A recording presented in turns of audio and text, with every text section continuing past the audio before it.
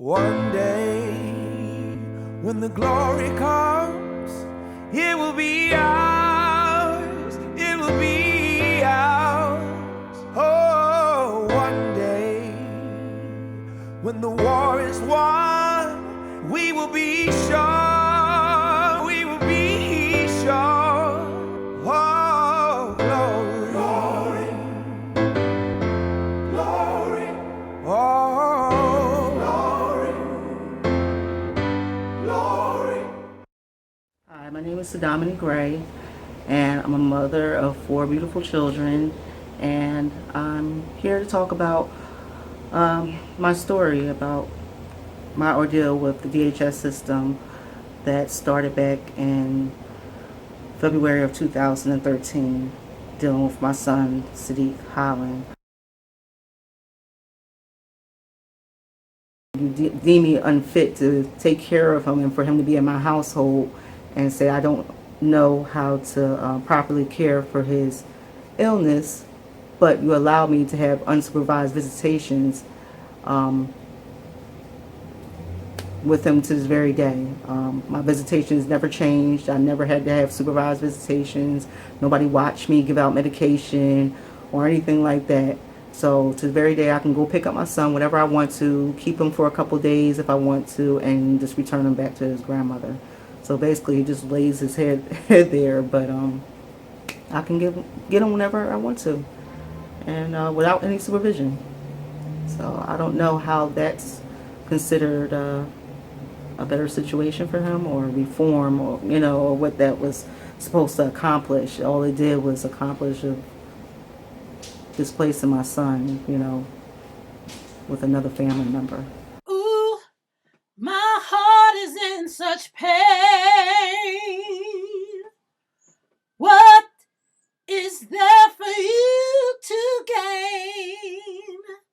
Think twice. Think twice.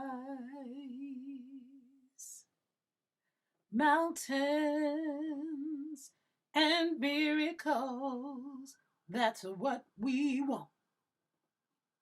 That's what we want.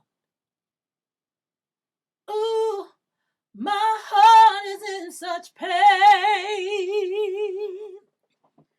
What is there for you to gain? Think twice. Think twice. I just pretty much wanted to start off by saying that with the situation I've gone through, it's made me stronger, and I've learned a lot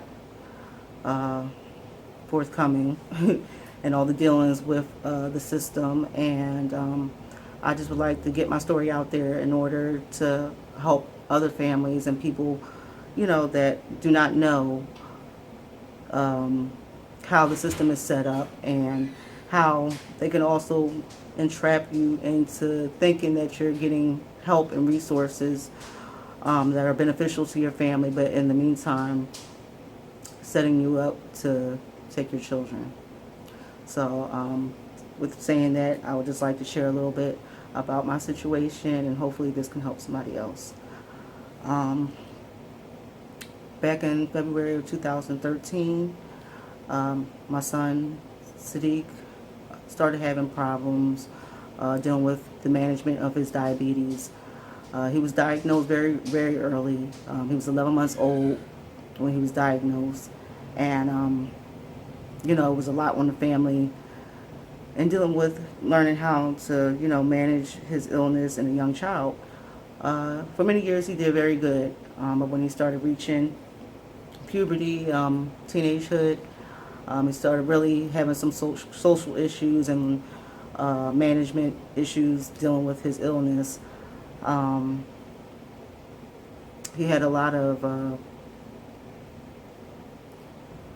behavior issues, like sneaking food, hoarding food, that I was concerned about as a mother, and I didn't believe that behavior was normal, for a child his age, and for a child with his type of illness. So I was seeking out different resources, because the the situation with his illness was really becoming draining on the family. We were all trained on the management of his diabetes and stuff like that, but it was becoming overly, overwhelming because he was constantly being constantly in and out the hospital due to low blood sugars and high blood sugars, because he was either sneaking food or which would give him high blood sugars, and then we would have to manage his high blood sugar with medication, which would make his blood sugars fall low. And sometimes he would have diabetic seizures, a lot of times at night. And it didn't seem like the doctors knew how to manage his blood sugars as well, which they admitted numerous times. They were pretty much stumped. They never dealt with a child that young dealing with his dealing with diabetes, and they were constantly changing his regimens and stuff, and nothing was really working. So as a mother, I just felt like my back was against the wall. I was missing a lot of days at work.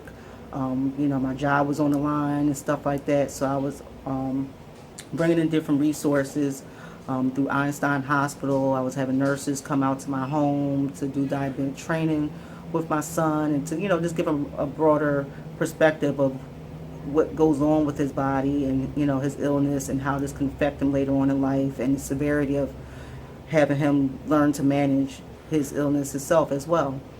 And so we had him going to peer groups, which was at LaSalle University, on the weekends sometimes, so he can be around other children that have the same concerns and the same illness as him, and he can feel as though that he not in this alone, and that there are other children out there that have the same situations as he does.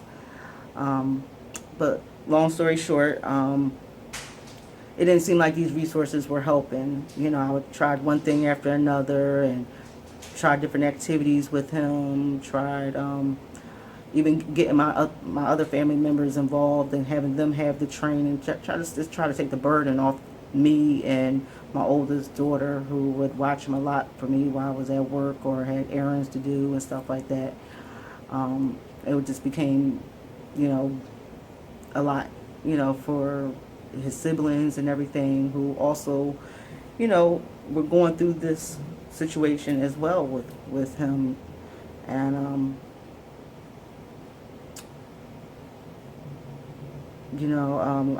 we had a family support meeting in March of 2013, and I was told and promised by a lot of my family members that they were going to be supportive and help with, maybe child care, and helping me with watching him when I have to work sometimes. Unfortunately, nobody stepped up and kept their end of the bargain, and I was pretty much out on a limb by myself alone and dealing with the situation. I even reached out to his father's side of the family, and it just seemed like nobody just wanted to help. So it was a suggestion by one of the nurses from Einstein that maybe I needed more resources in the home, and that maybe I should contact an organization called Turning Points. So I'm thinking, well, this can be the savior, for my family, and, can help put everything back on track. And unknowingly, I allowed them to come into my home, and I'm signing documents and giving release forms for them to take notes and come into my home and do evaluations and things like that, not knowing that they're like a subsidiary to DHS, and that behind the scenes that they were reporting everything that was going on to DHS. So while I'm thinking I'm getting help and resources in my home, they kind of were like setting me up to really take my child, just to actually deem me as an unfit parent because I needed help. So with that being said, everything just seemed to snowball. Once I let them come into my home, it seemed more of them watching my behavior as a parent versus helping me and offering support that I asked for. I wanted to know if they had other peer groups for my son, maybe better doctors, maybe, you know, referrals to better doctors or something like that. I even switched my son from Einstein to Chop Hospital because they said, you know, their facility was, you know, better equipped dealing with children and with that type of illness. So I even did that. You know, I took a lot of their suggestions, not knowingly that they were, you know, just pretty much taking notes with everything that I was doing. And an incident happened in April of 2013 where my son had to be hospitalized again, which was becoming an occurring situation. It was happening more regularly than it was happening in the past. Before that, he was like very rarely ever admitted to the hospital, except for in the very beginning when he was first diagnosed. So, you know, along with the hospital and I guess along with turning points and stuff and with their suggestions and what they thought was going on, I was literally like blindsided, and I was told in that month of April 2013 that I was not able to bring my son home from the hospital and that he was now in DHS custody.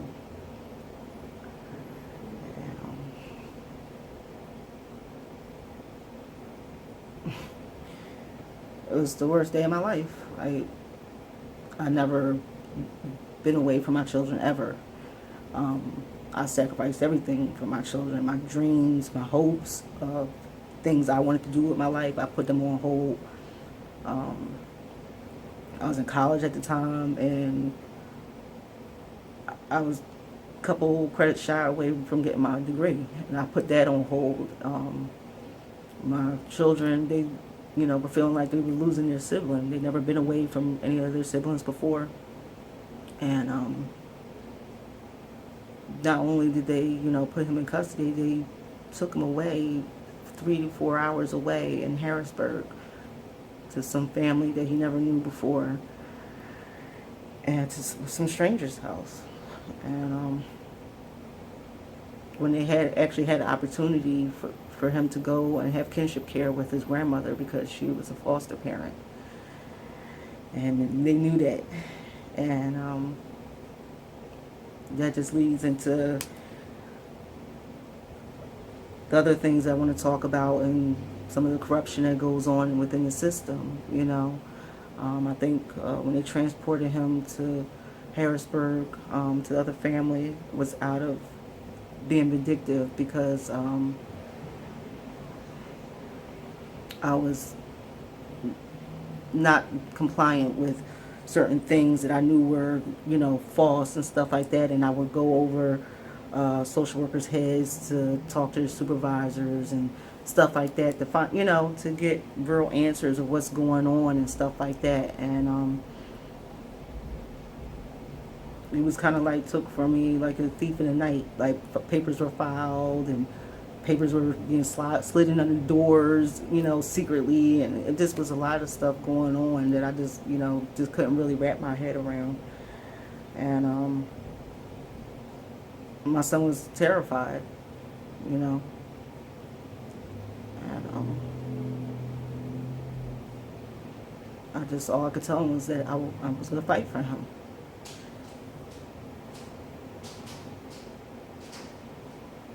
Excuse me.